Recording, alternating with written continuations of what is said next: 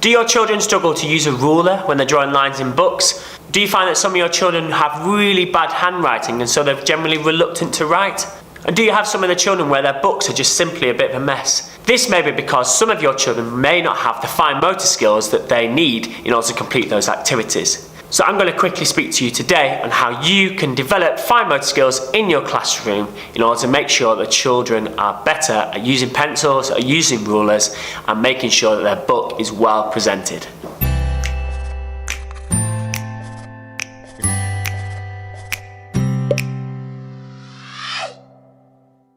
Fine motor skills are one of those things that sometimes go unmissed in the classroom. It's not anywhere to be seen in the curriculum, but it's really, really important. If a child does not have great fine motor skills, they're going to find some of the activities really difficult, both in maths, English, and across the curriculum.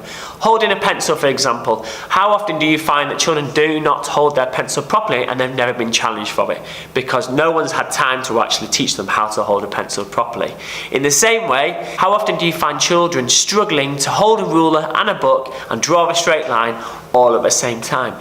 It's these type of activities that are really tricky for some of our children. So it's really important that we teach them how to do it, but also develop their fine motor skills. So I've got 4 top tips of how you can do that with your class in a fun and engaging way. These activities can be used as warm-ups for your lessons. They can be used to engage the children and get their brains ticking.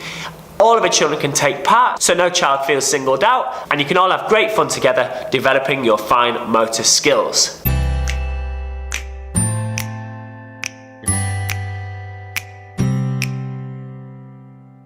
So, this is my top tip number 1, the dough ball disco. Yes, that's right guys, you're going to have a disco in your classroom for 3 or 4 minutes at the beginning of the lesson.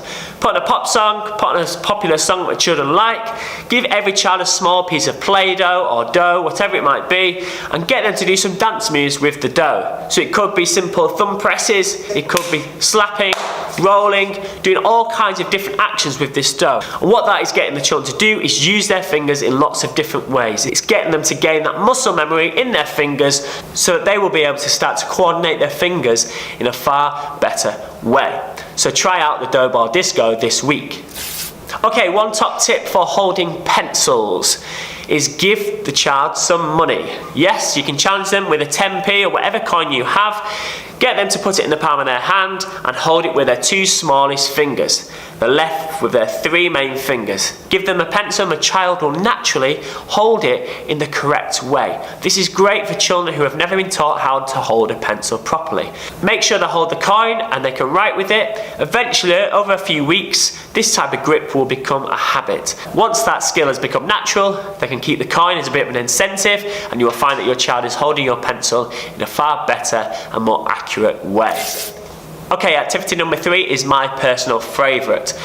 Finger twister. Yes, we all know the family game of twist on the floor, where you have to put your hand on red and your leg on blue and everyone gets in a bit of a tangle. We can do it just using your fingers. So print off a small hand version of the twister board. Give it to 2 children to share, and then you just call out different instructions. So it could be thumb on blue, followed by index finger on red.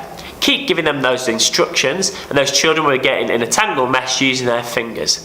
What this is getting the children to do is, again, use their fingers independently from each other. That's really important for things like when you're holding a pencil and also trying to hold a ruler and the book at the same time so it doesn't slide whilst drawing a straight line. The more the children start to use their fingers independently, the better they will be at those type of activities. Not to mention it also flows through into music. For example, holding and playing a guitar or a ukulele or playing a violin. These are the type of skills that the children may use later in their life when they wanted to learn musical instruments. So it's a great way of setting them up for the future too. So try finger twister. And finally, activity number 4. One of the most challenging things for children with poor fine motor skills is making sure they're placing their pencil down accurately on the paper. They have to think about lots of things at the same time. Where they're going to start their letter, are they going to do it on which line? And that also transfers over to things like art with paintbrushes, etc. So developing the child's accuracy of using a tool is really important. One way of doing this is through beads and tweezers. Give the children some tweezers. You can go down to any pharmacy and get some cheap tweezers. Give them some small beads and get them to transfer the beads from one dish to another. You can make it a competition, or you can even time how long it takes for them to do. Let them try and beat their own score. But what that's allowing them to do is be precise with a tool in their hand. They've got to pick up a bead and move it over as quickly as they can. The more they practice that, the more accurate they will become of using a tool. That's going to help with paintbrushes, that's going to help with pencils, and it's going to help them with their handwriting. So I hope you found this video useful with 4 activities of how you can develop fine motor skills within your children. If you have any more ideas, then please comment on my YouTube video below or on our Facebook page. We may even create another video with your ideas in it. Please subscribe to our YouTube channel where we post loads of videos like this with practical, simple teaching ideas of how you can improve your practice. I'm Ben Cooper from Waggle Teaching.